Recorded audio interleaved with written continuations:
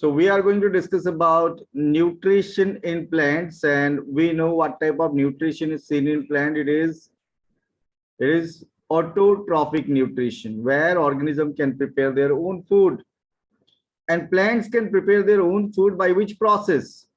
By the process of photosynthesis. By the process of photosynthesis, the synthesis of organic compound carbohydrates from carbon dioxide in water by green plants using solar energy trapped by chlorophyll is called photosynthesis. So photosynthesis is a process जिसमें synthesis क्या चीज का होता है, production क्या चीज का होता है, ऑर्गेनिक कंपाउंड. कौन सा ऑर्गेनिक कंपाउंड, कौन बताएगा? Carbohydrates. Which carbohydrate? Which carbohydrate? If I ask Glucose. glucose. Glucose. Carbohydrate is glucose during photosynthesis.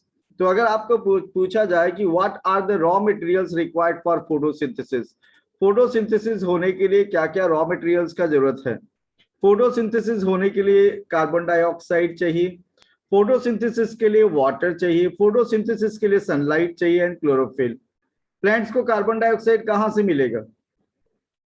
Air और atmosphere. Water from Soil. water from soil, and solar energy from sun, and chlorophyll is present in the leaves. What is the site where chlorophyll is present? कहां पे होता है chlorophyll? Chloroplast. Chloroplast में. Chlorophyll in chloroplast. They are green plastid. So these are the raw materials that are required during photosynthesis, और conditions भी वही है. ये सभी material होने से ही तो photosynthesis होगा. तो आपको अगर पूछा जाए what are the conditions required for photosynthesis, one is presence of chlorophyll, second one presence of sunlight, third one presence of carbon dioxide, and then presence of water. ये सब होने सर आपका वॉइस क्लियरली नहीं आ रहा. Okay, किसको नहीं समझ सुनाई दे रहा ठीक से? Who is not getting voice clearly? बाकी सबको सुनाई दे रहा है? Just raise your hand to confirm. Yes, sir.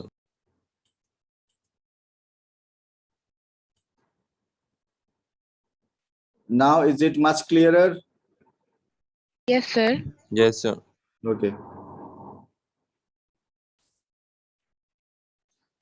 अब हम लोग बात करेंगे about steps involved in photosynthesis. Photosynthesis process में क्या क्या steps involved है? First, absorption of light energy by chlorophyll. Photosynthesis process के लिए एनर्जी का जरूरत है, क्योंकि आप कार्बन डाइऑक्साइड और वाटर को मिलाने का बात कर रहे हो, दो अलग अलग मॉलिक्यूल्स को कंबाइन करने का बात कर रहे हो. There is need of energy, और ये एनर्जी मिलेगा कहां से? सन से, in the form of light energy, solar energy. और उस एनर्जी को एब्जॉर्ब कौन करेगा? Chlorophyll. Chlorophyll is the pigment that absorb solar energy. Then conversion of light energy into chemical energy. ये जो लाइट एनर्जी क्लोरोफिल एब्जॉर्ब करेगा, वो energy बाद में स्टोर हो जाएगा किसमें? ग्लूकोज में. Glucose is a chemical. Glucose में जो एनर्जी है उसको बोलेंगे chemical energy. So during photosynthesis how is energy converted? अगर पूछा जाए during photosynthesis how is energy converted, तो सिंपल आंसर है light energy into chemical energy. And splitting up of molecules, water molecules into hydrogen and oxygen. यहाँ equation देख के ऐसा कुछ लगता नहीं आपको कि हाइड्रोजन ऑक्सीजन का बात हो रहा है, लेकिन फोटोसिंथेसिस के वक्त क्या होता है, एक फेज ऐसा भी होता है जहां water molecule with the help of sunlight breaks down into hydrogen gas and oxygen gas, और इस प्रोसेस को बोला जाता है photolysis of water. It is called what? Photolysis of water. Photolysis of water. So photolysis of water का product क्या है? Hydrogen and oxygen. Oxygen तो एटमॉस्फेयर में रिलीज हो जाएगा, या फिर ऑक्सीजन यूज होगा प्लांट बॉडी में फॉर रेस्पिरेशन. ये हाइड्रोजन का क्या होता है? ये हाइड्रोजन कार्बन डाइऑक्साइड के साथ कंबाइन होता है and produces what? Glucose. And produces glucose. So carbon dioxide hydrogen के साथ कंबाइन होना, addition of hydrogen is called what? If I ask you. Reduction. Addition of hydrogen is reduction. So second step में बोला हुआ है कि conversion of light energy to chemical energy and splitting up of water molecules into hydrogen and oxygen. Third, a reduction of carbon dioxide to carbohydrates. मतलब carbon dioxide hydrogen के साथ मिलके carbohydrate बनाएगा. कौन सा कार्बोहाइड्रेट? Glucose. Glucose. तो तो अगर आपको पूछा जाए 3 स्टेप्स ऑफ फोटोसिंथेसिस, बहुत इंपॉर्टेंट क्वेश्चन है ये, what are the 3 steps involve in photosynthesis? First one, absorption of light energy by chlorophyll. Second one, conversion of light energy to chemical energy and splitting up of water molecule into hydrogen and oxygen. And third one, reduction of carbon dioxide to what? Carbohydrates. To carbohydrates. यहाँ हम लोग leaf का structure के बारे में थोड़ा discussion करेंगे। अगर हम लोग एक लीफ का इंटरनल सेक्शन को माइक्रोस्कोप में ऑब्जर्व करें, if you observe it under microscope, तो हम लोग को क्लियरली 2 सेल का ऐसा लेयर दिखाई देगा ऊपर और नीचे के तरफ, जो 1 सेल थिक होगा। मतलब ये लेयर में 1 सेल का लेयर है, ये देखो आप, 1 सेल का थिकनेस है इनमें। ऊपर वाला लेयर को हम लोग बोलेंगे अपर एपिडर्मिस और लोअर लेयर को लोअर एपिडर्मिस। और एक खास बात बताऊं, इस एपिडर्मल सेल्स में क्लोरोप्लास्ट नहीं होते, ये एपिडर्मल सेल्स में क्लोरोप्लास्ट नहीं होते, ठीक है। एक एक्सेप्शन है जिसके बारे में बात करेंगे। और इस एपिडर्मल सेल्स के ऊपर एक वैक्सी लेयर होता है, और वो वैक्स का लेयर को बोला जाता है cuticle. It is called what? Cuticle. और दोनों एपिडर्मिस के बीच में अगर देखें तो वापस 2 टाइप का सेल आपको दिखाई देगा। कुछ सेल्स इलोंगेटेड है और टाइटली पैक्ड है। They are elongated and tightly packed. इनको बोला जाता है पेलिसेड सेल्स। कुछ लूजली पैक्ड है, थोड़ा स्फेरिकल शेप में है, they are called spongy cells. और यहां से लेके यहां तक स्पॉन्जी और पेलिसेड सेल का जो कॉम्बिनेशन, यहां जो टिश्यू बनता है, इस टिश्यू को बोला जाता है mesophyll tissue. Called what? Mesophyll tissue. Okay, so यहाँ पे जो पेलिसेड और स्पॉन्जी सेल्स आप देख सकते हो कि उनके अंदर कुछ ग्रीन डॉट्स दिखाई दे रहा है आपको? Yes sir. और यही ग्रीन डॉट्स को बोला जाता है क्लोरोप्लास्ट। क्या बोलेंगे इनको? Chloroplast. Green dots are called chloroplast. और आप लोअर एपिडर्मिस का अगर बात करो, if you look at lower epidermis, तो यहां कुछ माइन्यूट पोर्स दिखाई देता है। इन पोर्स को बोला जाता है स्टोमाटा। और इस स्टोमाटा को गार्ड करने के लिए यहाँ पे 2 सेल्स होता है। इन सेल्स को बोला जाता है guard cells. Okay, this is about structure. और अंदर वेन, जाइलम, फ्लोएम, ये सब तो रहेगा ही, वस्कुलर बंडल रहेगा। So this is about what? Internal structure of leaf. तो लीफ के अंदर कौन सा टिश्यू का बात किया मैंने? मेसोफिल। मेसोफिल। कौन सा टिश्यू? मेसोफिल टिश्यू में कौन सा 2 टाइप का सेल होता है? Palisade, mesophyll, and spongy mellow. Spongy cell, palisade cell and spongy cell. Mesophyll tissue का पार्ट है। ओके, सो अपर एपिडर्मिस के ऊपर भी एक लेयर होता है, वैक्स का लेयर, क्या बोलते हैं उसको? क्यूटिकल। अब हम लोग बात कर सकते हैं about chloroplast.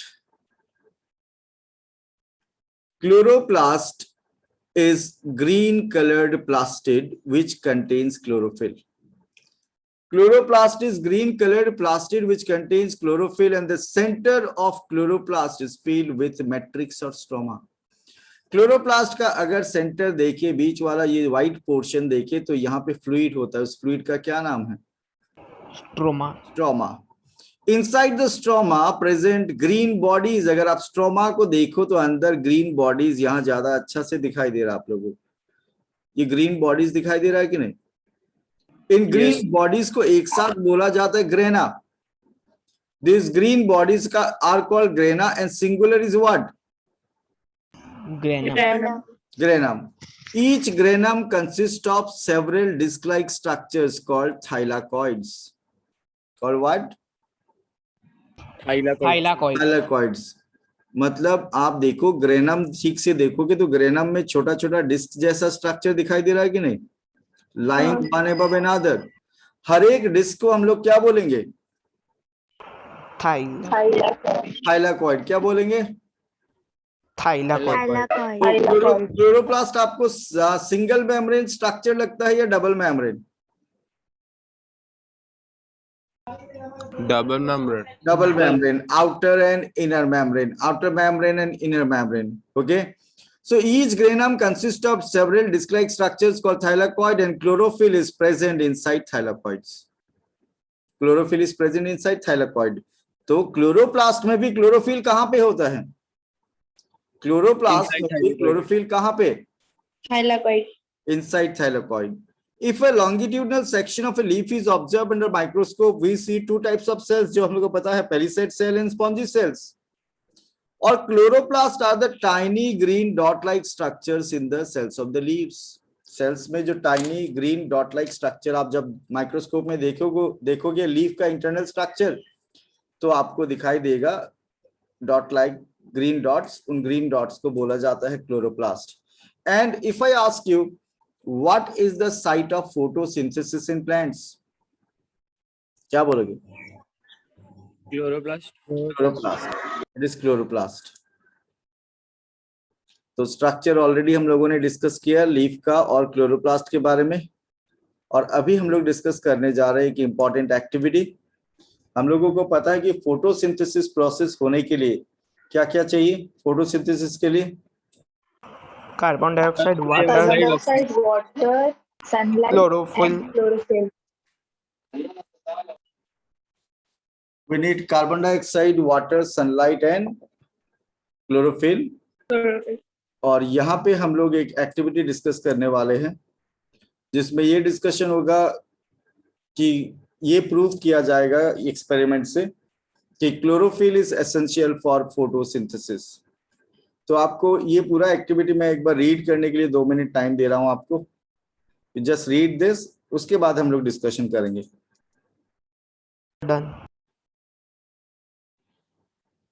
So now we can discuss in detail. अगर आपने रीडिंग कर लिया है तो आपको ज्यादा अच्छा से समझ में आएगा. We are discussing an activity to show that chlorophyll is essential for photosynthesis. For this experiment, we have to take a potted plant with variegated leaves. ऐसा अरेंजमेंट चाहिए. आप एक potted plant चाहिए जिसका leaves कैसा होना चाहिए? Variegated, मतलब लीफ में डिफरेंट कलर्ड पैचेस होना चाहिए, ग्रीन भी होना चाहिए. The plant is placed in dark for about 3 days to destarch the leaves. इस पॉटेड प्लांट को पॉट के साथ ही हम लोग डार्क में रख देंगे. अब डार्क में क्यों रख रहे हैं? डार्क में रखने से फोटोसिंथेसिस होगा क्या? नहीं. नहीं होगा. अगर फोटोसिंथेसिस नहीं होगा तो इसमें ऑलरेडी जो स्टार्च होगा, ऑलरेडी इसमें जो स्टार्च है वो यूज हो जाएगा, तो लीफ स्टार्च फ्री हो जाएगा. और साइंटिस्ट लोग को पता है कि 3 दिन में ऐसा हो सकता है. Now the plant is kept in sunlight for 3 to 4 days, 4 hours. फिर हम लोग डार्क से इसको सनलाइट में ले आएंगे. ज्यादा टाइम तक नहीं, 3 से 4 घंटे तक वेट करने के बाद हम लोग को एक्सपेरिमेंट आगे करना है. We have to pluck one of the variegated leaves from the plant and we have to boil it in alcohol using water bath. हम लोग क्या करेंगे? एक लीफ को प्लक करेंगे और उसको अल्कोहल में बॉईल करेंगे. अल्कोहल में बॉईल करने से पहले पानी में भी बॉईल किया जाता है, लेकिन बाद में अल्कोहल में बॉईल किया जाता है. इसको अल्कोहल में बॉईल करेंगे, लेकिन अल्कोहल को डायरेक्ट हीटिंग नहीं किया जाता है. किसी को पता है what is the reason behind that? Because it is inflammable, highly Because it is highly inflammable. Okay, तो अल्कोहल को ऐसे हम लोग वाटर बाथ में, मतलब हम लोग पानी में पहले हीट सप्लाई करेंगे, वो हीट बाद में अल्कोहल में सप्लाई होगा. सो ऐसे इनडायरेक्ट हीटिंग करेंगे इन अ वाटर बाथ. अब क्वेश्चन है कि अल्कोहल में क्यों बॉईल कर रहे हैं हम लोग लीव्स को? अल्कोहल में लीव्स को बॉईल करने से लीव्स में जितना भी कलर्ड पिगमेंट होगा, क्लोरोफिल या कोई भी और पिगमेंट जो लीफ में होगा, सब डिसॉल्व हो जाएगा. किसमें? अल्कोहल में. So we have to boil it in alcohol using water bath for a few minutes so as to remove chlorophyll from the leaf. The decolorized leaf is washed with water and the leaf is placed in a petri dish. जो leaf decolourise हो गया उसको wash करके एक dish में रख लेंगे हम लोग. तो अभी तक क्या किया हम लोगों ने? एक पॉटेड प्लांट लिया था विथ वेरीगेटेड लीव, उसको रखा हम लोगों ने डार्क में, कितना दिन के लिए, 3 days के लिए। क्या हुआ, लीव्स डिस्टार्च्ड हो गया। फिर उसको पूरा पॉट को प्लांट के साथ सनलाइट में रखा, कितना टाइम के लिए, 3 to 4 hours के लिए। उसके बाद उसमें से एक लीफ को प्लग किया, प्लग करके अल्कोहल में बॉईल किया, अल्कोहल में बॉईल करने के बाद उसको वॉश किया वाटर से और लीफ को रखा पेट्री डिश में। अब हम लोग उस लीफ के ऊपर क्या करेंगे, we will allow a few drops of iodine solution to pour on the leaf। Leaf के ऊपर गिराएंगे 3-4 ड्रॉप किसका, आयोडीन सॉल्यूशन का। And observe after few minutes, थोड़ा देर बाद देखेंगे। जब हम लोग थोड़ा देर बाद देखेंगे तो क्या दिखेगा हम लोगों को कि लीफ का कुछ एरिया ब्लू ब्लैक वायलेट जैसा हो गया। तो ये क्या इंडिकेट करता है, उन एरिया में क्या है, क्लोरोफिल नहीं, स्टार्च। आयोडीन आपको ये बताएगा उन एरिया में स्टार्च है। लेकिन जब आपने लीफ प्लग किया था तो आप अगर लीफ को ठीक से देखोगे तो ये एरिया पहले ग्रीन था लीफ का। जो रीजन पहले ग्रीन था वही ब्लू ब्लैक हो गया, जो रीजन ग्रीन था वही ब्लू ब्लैक हो गया। इसका मतलब जो रीजन ग्रीन यानी जिसमें क्लोरोफिल था वहीं पे स्टार्च बना कि नहीं? Yes sir. जिस एरिया में क्लोरोफिल था उसी एरिया में स्टार्च प्रोड्यूस हुआ, वही एरिया ब्लू ब्लैक हुआ आयोडीन से। आयोडीन ब्लू ब्लैक होता स्टार्च का प्रेजेंस में। ऑब्जर्वेशन एंड कंक्लूजन क्या है, we will observe that only those parts of the leaf have turned blue black which were green. The parts which were not green do not turn blue black. This shows that starch is formed only in those parts of the leaf which contain chlorophyll. यानी इस activity से ये proof हुआ कि सिर्फ green portion में ही starch बना है। और ग्रीन पोर्शन में स्टार्च बनने का मतलब ग्रीन पोर्शन जरूरी है। ग्रीन पोर्शन मतलब क्या चीज जरूरी है वहां पे, chlorophyll. It proves that chlorophyll is necessary for photosynthesis. I hope you understood this activity. Yes, sir. Have you understood, all of you? Just raise your hand to confirm. Yes, sir. तो ये left में आपको दिख रहा होगा petri dish, आप देख सकते हो पेट्री डिश, और राइट में लीफ को बॉईल किया जा रहा है वाटर बाथ में इन अल्कोहल। और आयोडीन सॉल्यूशन जो है वो आपको राइट साइड में जो टेस्ट ट्यूब में दिखाई दे रहा है वैसा ब्राउन कलर का होता है और स्टार्च के साथ ब्लैक या ब्लू ब्लैक हो जाता है। आप देख सकते हो लेफ्ट में पोटैटो के ऊपर अगर आयोडीन सॉल्यूशन डाल के रख दिया जाए तो वो कैसा हो जाता है, ब्लैक। अब हम लोग बात कर सकते हैं अबाउट स्टोमाटा। स्टोमाटा क्या है, what are stomata? They are the minute pores. They are the minute pores present where? Surface of the leaf. On the surface of the leaf, on the epidermis, upper as well as lower. Lower epidermis में ज्यादा stomata, okay. और stomata को अगर ठीक से देखो तो उस पोर के दोनों तरफ लेफ्ट और राइट में 2 सेल दिखाई दे रहा है, क्या बोलता है उनको? Guard cells. स्टोमाटा का 2 फंक्शन आपको क्लास 9 में भी मिला था, एक था इट हेल्प्स इन ट्रांसपिरेशन और दूसरा था it helps in gaseous exchange. So stomata are the minute pores present on the epidermis of the leaf of the plants. Each stomata is bounded by a pair of specialized epidermal cells called guard cells. Stomata, stoma एक को बोला जाता है, stoma guarded by these 2 cells. In cells को क्या बोलते हैं? guard cells. The concave side of these guard cells face each other. आप देखोगे कि ये concave side है guard cell का, ये भी concave side है, दोनों एक दूसरा को फेस किए हुए हैं। And they have a space forming stomatal opening. उनके बीच में जो स्पेस है उसी को stomatal opening बोलेंगे। Guard cells contain chloroplast. Guard cell में क्या होता है?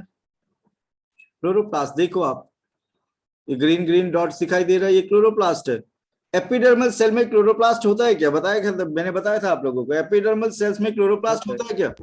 नहीं No, sir. लेकिन guard cells are the only epidermal cells. कहीं पे नोट डाउन कर लो आप लोग, Guard cells are the only epidermal cells that contain chloroplast. The stoma allows gaseous exchange to occur during photosynthesis and respiration. Stoma यानी stomata का एक function है, helps in gaseous exchange during photosynthesis and respiration. And during transpiration too, water vapor also escape through stomata. Guard cells swell when water flows into them, causing the stomatal pore to open. Similarly, the pores closes if the guard cell shrinks. The pore closes if the guard cell shrinks. तो ये guard cell helps in opening and closing. लेकिन ये opening और closing कैसे होता देखो आप. जब guard cells swell करता है, swollen condition में होता है, मतलब guard cell में वैक्यूल में पानी अगर ज्यादा हो, यानी गार्ड सेल्स टर्जिड कंडीशन में हो, स्वॉलन कंडीशन में हो, तो स्टोमाटा ओपन होगा या क्लोज्ड होगा? ओपन। और जब गार्ड सेल्स में पानी कम होगा और वो फ्लैसिड कंडीशन में होगा, कौन सा कंडीशन में? फ्लैसिड, श्रंकन कंडीशन में, उस वक्त स्टोमाटा क्या होगा? क्लोज। तो दिन में स्टोमाटा ओपन होता है या क्लोज्ड होता है? Open. और रात को stomata gets Closed. Close. Plant में क्या गैसियस एक्सचेंज सिर्फ स्टोमाटा से ही होता है क्या? प्लांट में गैसियस एक्सचेंज क्या सिर्फ स्टोमाटा से होता है क्या? No, sir. Lenticule से भी होता है. प्लांट में रूट से भी होता है, प्लांट्स में स्टेम में भी पोर्स होता है जिनको लेंटिसेल्स बोला जाता है, उनसे भी ट्रांसपिरेशन भी होता है और एक्सचेंज ऑफ गैसेस। तो थोड़ा देर पहले हम लोगों ने एक एक्टिविटी डिस्कस किया था, वो एक्टिविटी क्या था? That activity to prove what? Chlorophyll is important for photosynthesis. Chlorophyll is important और एसेंशियल फॉर फोटोसिंथेसिस। और हम लोग जानते हैं कि कार्बन डाइऑक्साइड भी जरूरत है। Experiment to show that carbon dioxide is essential for photosynthesis. इसके लिए क्या करना है? वैसा ही कुछ एक्टिविटी है, थोड़ा डिफरेंट है, समझ में इजीली आएगा इस बार। We have to take 2 healthy potted plants, जो आपको पिक्चर में दिखाई दे रहा है। 2 प्लांट चाहिए इस बार, और वो भी पॉटेड प्लांट, लेकिन इस बार वेरिगेटेड लीव्स होना जरूरी नहीं है, ग्रीन लीव्स होने से हो जाएगा। We have to take 2 healthy potted plants which are nearly of same size, and these plants are kept in dark for 3 days to de-starch the leaves. Okay, वही किया, 2 potted plant लिया और उनको कहाँ रखा हम लोगों ने? डार्क में। क्यों रखा? To de-starch the leaf. Now the plants are placed on separate glass plates. Dark में जब रखा हुआ था उसी वक्त हम लोग क्या करेंगे? ग्लास का प्लेट या शीट लाएंगे और उसके ऊपर पॉटेड प्लांट को रख देंगे। पॉटेड प्लांट को ग्लास शीट के ऊपर रख देंगे पॉट के साथ। ठीक है, अभी प्लांट्स कहाँ पे है? लाइट में या डार्क में?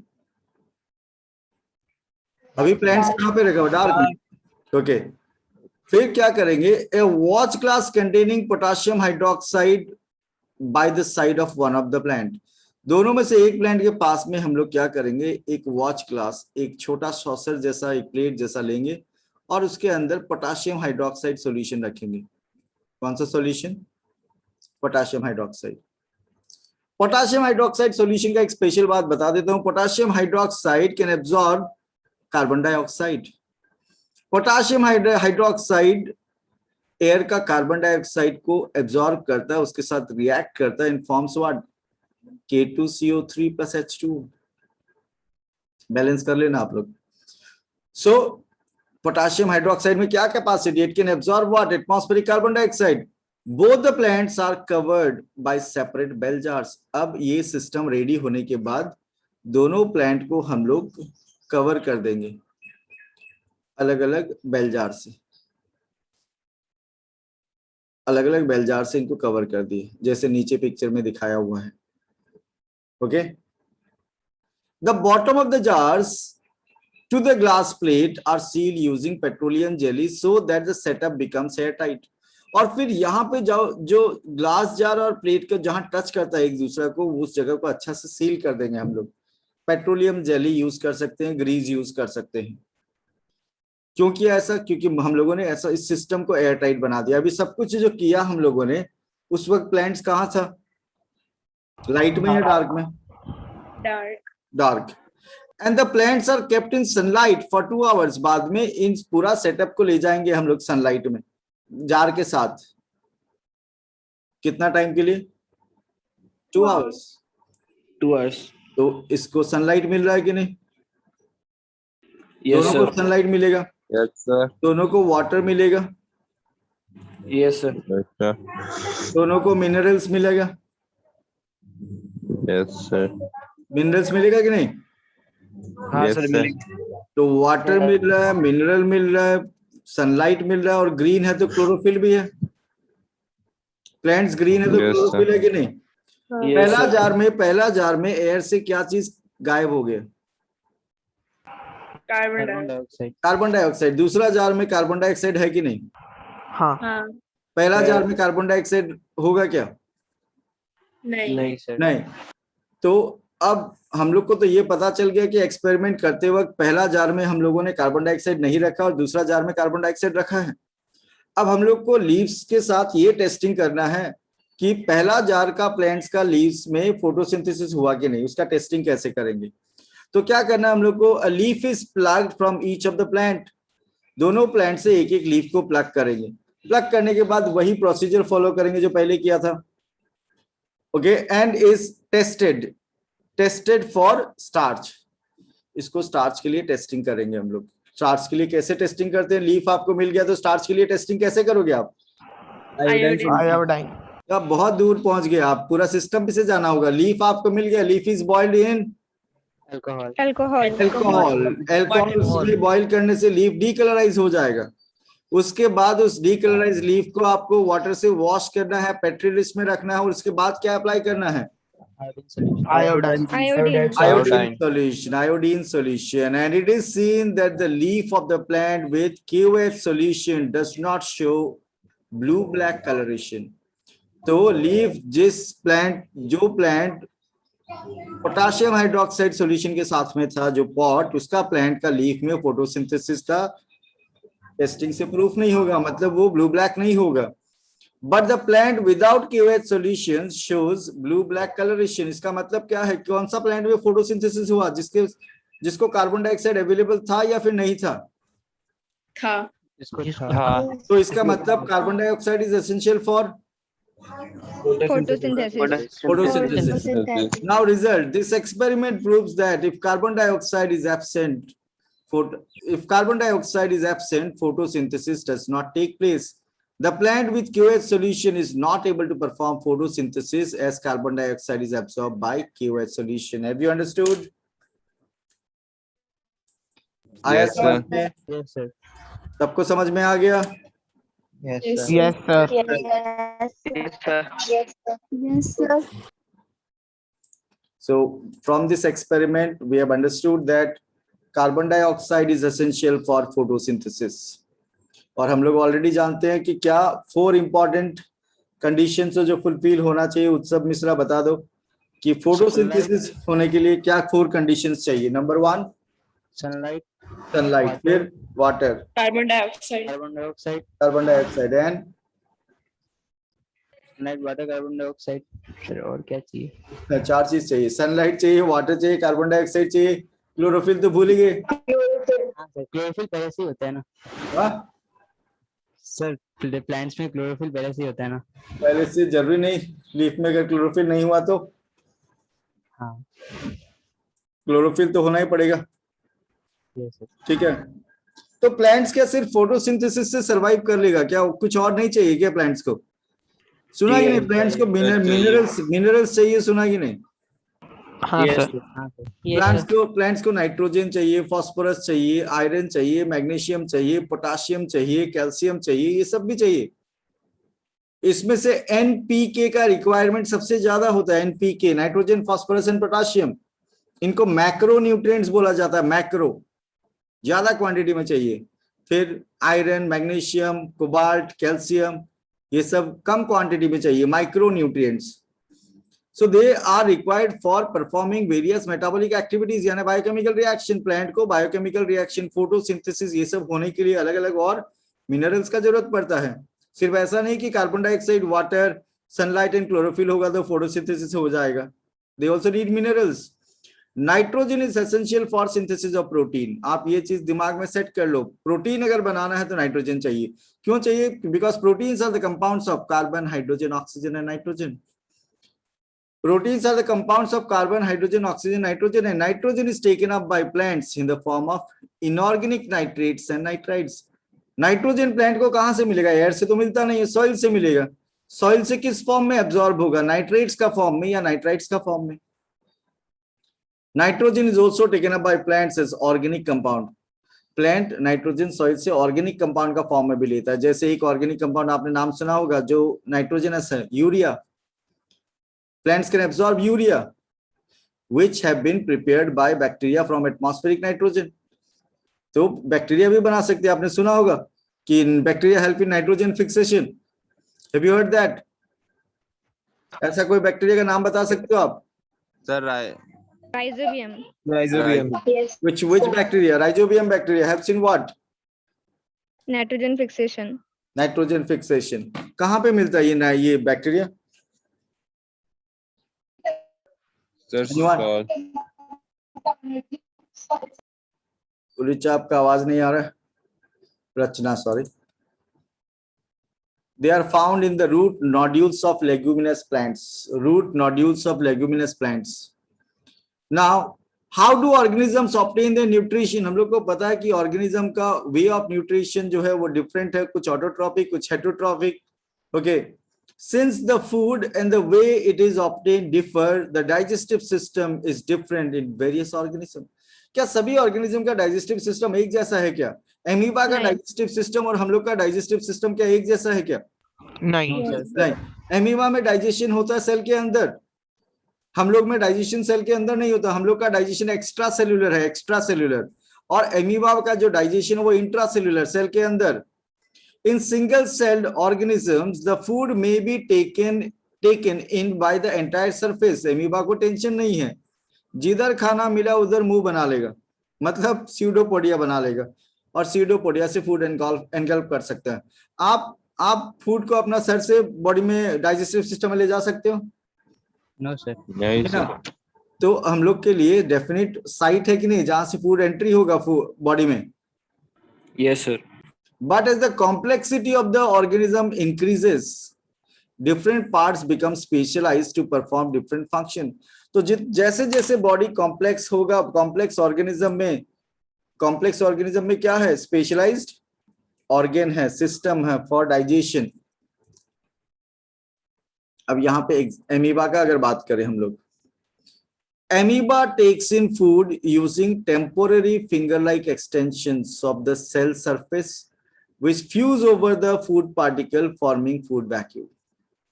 एमीबा फूड कैसे एनगल्फ करेगा? एमीबा फूड एनगल्फ करेगा कैसे? एमीबा फूड एनगल्फ करेगा by formation of pseudopodia. Pseudopodia बना के फूड को एनगल्फ करके बना लेगा फूड वैक्यूल। फूड वैक्यूल बनने के बाद एमीबा का साइटोप्लाज्म से कुछ एंजाइम्स आएगा अंदर, और वो एंजाइम्स फूड को डाइजेस्ट कर देगा। जो मटेरियल वहां डाइजेस्ट नहीं होगा, दैट विल बी इजेस्टेड, वो बॉडी से बाहर चला जाएगा through cell membrane. So inside the food vacuole, complex substances are broken down into simpler ones which then diffuse into the cytoplasm. The remaining undigested material is moved to the surface of the cell and thrown out. Have you understood? आया समझ में? Yes, sir. Yes, sir.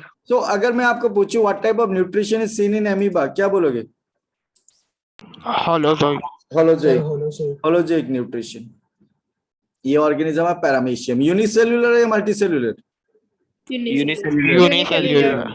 Paramecium, which is unicellular organism, the cell has a definite shape and the food is taken in a specific spot. इन ये unicellular है, लेकिन इसका body में food enter होगा डेफिनेट रीजन से, डेफिनेट स्पॉट से। ये ओरल ग्रूव है, माउथ पोर है, यहाँ से फूड एंटर होगा।